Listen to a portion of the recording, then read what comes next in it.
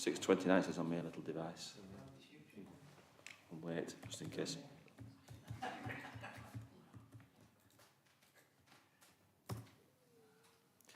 It's 6:30 according to Apple. It's 6:30. Right. Okay, welcome to this Executive Cabinet meeting, everyone.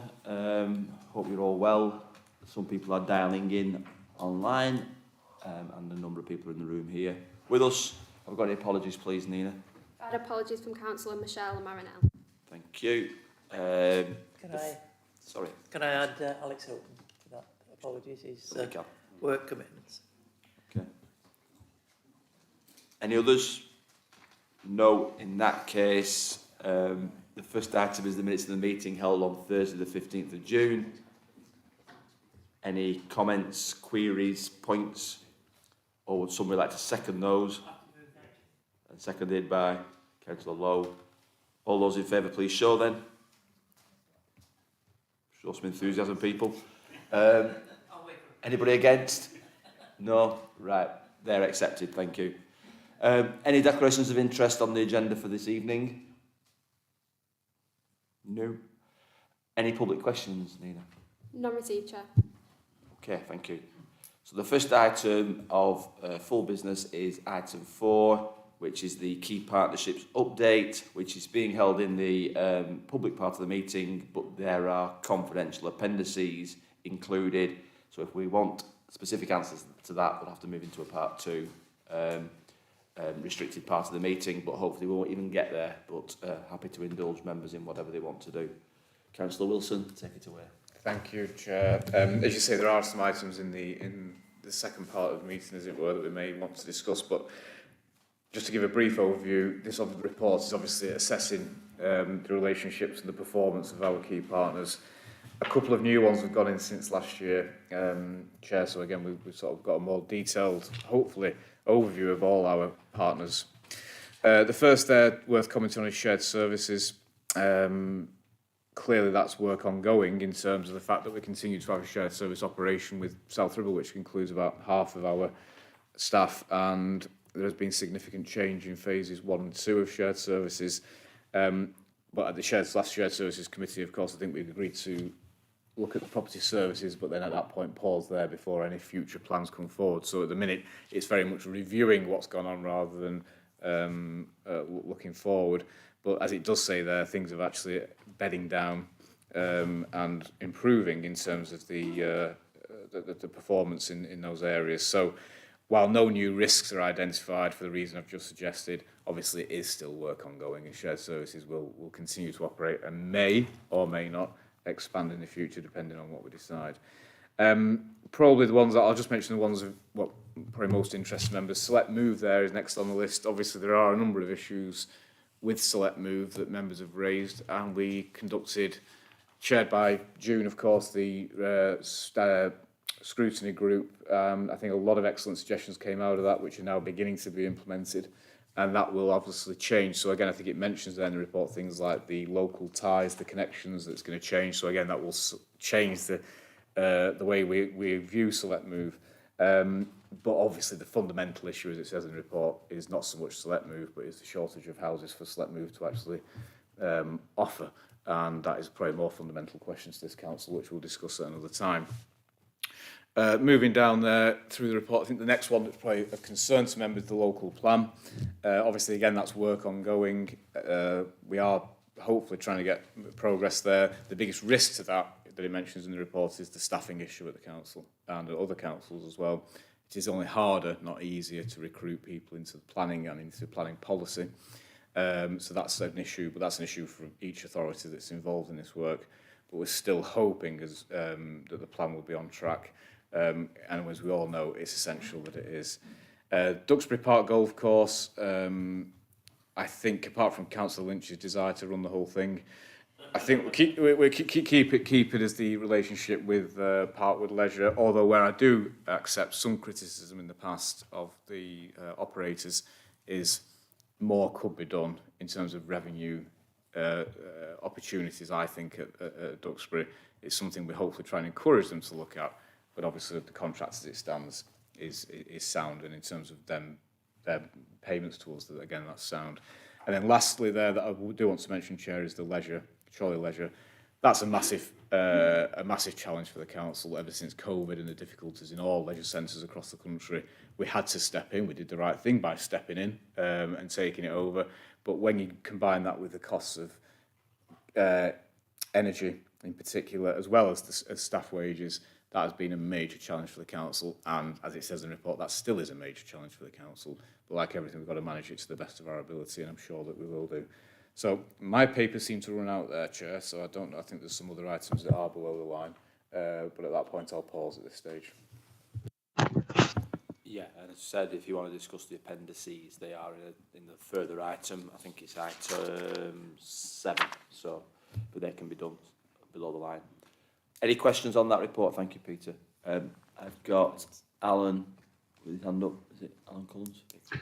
Yeah, thanks, Alistair. Just a couple of things, really. One is at the last Executive Cabinet, I did ask for an update on the report on Brinscott Baths, which I've not received. I understand, of course, Councillor Murray wasn't at that meeting.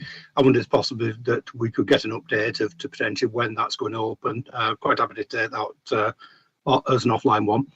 The other one as well was referring to something that's going to come up on next Tuesday's meeting. And again, where limited companies seen and partners seem to come up that you never would hear of. And I'm just wondering why we don't report and never have reported on Chorley Interchange Limited. I'll ask Chris to respond to one of the first one about the Brinscott Baths report. That should have been sent out because the only reason I haven't reported. Yeah, right. So that will be sorted. The Chorley Interchange Limited.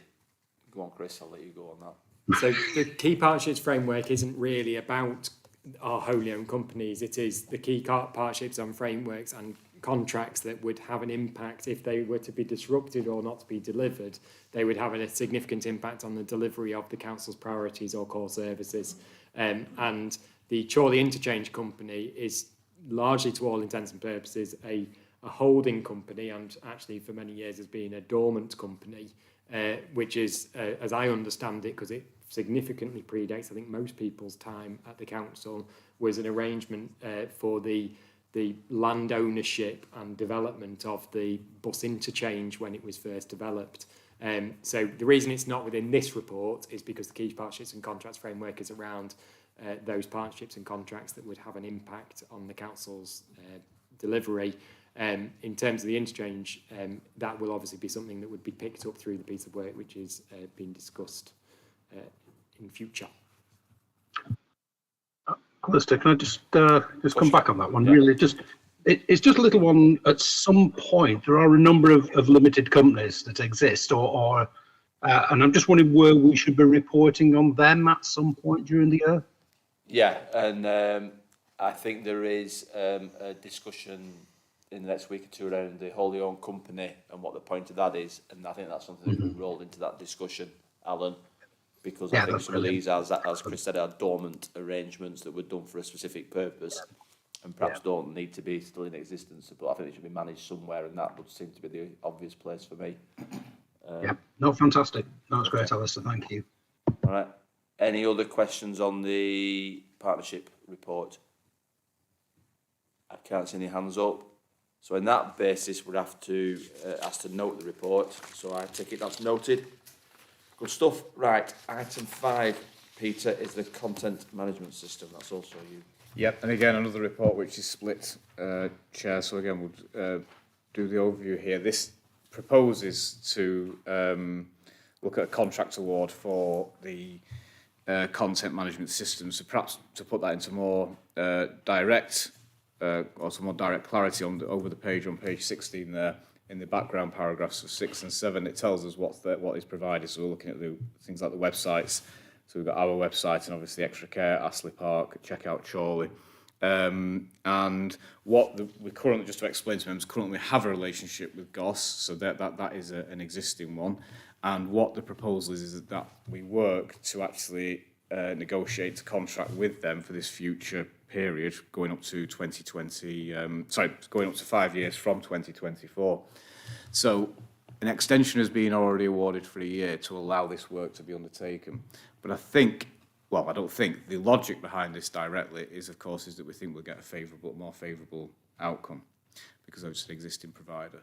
However, as it says there very clearly on point B, is that if that is not achieved, then we will obviously go out further. So we will abandon that process and undertake a full procurement exercise.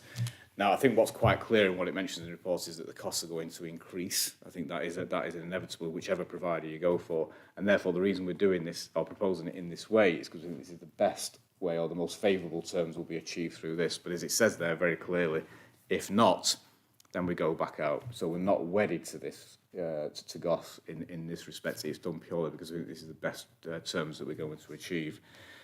Clearly, as I say, this is again, it's a split report, so we've got the issues under the line, perhaps with a more commercial sensitive. But I think that's the broad basis and the broad principle of what we're proposing. Although I'm more than happy, given that when it gets to technical matters, I always look to ask him if there's anything I've missed there in terms of the broad principles of what we're trying to achieve. Please speak up now. That was a fairly desperate plea, Councillor Wilson. Not quite desperate, but there was a bit of a come on, Step to it.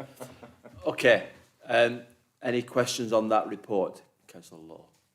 Just not a question, just a comment. If we look at the recommendations in 2A, B and C in its entirety, it does give us the flexibility to, after what Peter said on about paragraph 14 on page 17, where we've already agreed a 1-year contract extension, to allow us to have a further 12 months to assess it. And I think the key point is at paragraph 21 of the report is that we would the leader and deputy leader would only in effect go down the road if there is favourable terms that could be achieved with an existing provider. So there's enough flexibility, for my mind, in all the 3 recommendations, the combinations in totality, to allow us to get the best value for our organisation. Okay, thank you for that point. Any other comments or questions around this item? Okay, so we're asked in paragraph 2 to agree the 3 points made, which is the direct award to Goss through the framework, with the caveats that Peter's already raised, that the council will undertake a full market procurement if that isn't successful, and then to approve that delegation through to the leader and the executive member of resources, one or the other. Is everybody happy with that? That's the proposal. Will somebody second that, please? Thank you, Councillor Law. All those in favour, please show. Good stuff. That's approved. And we move on to exclude the public and press. Would somebody second that we do that, please? Thank you, Bev. Please, those in favour, please show to exclude the public and press. Good. Right. So can we exclude the public and press, please?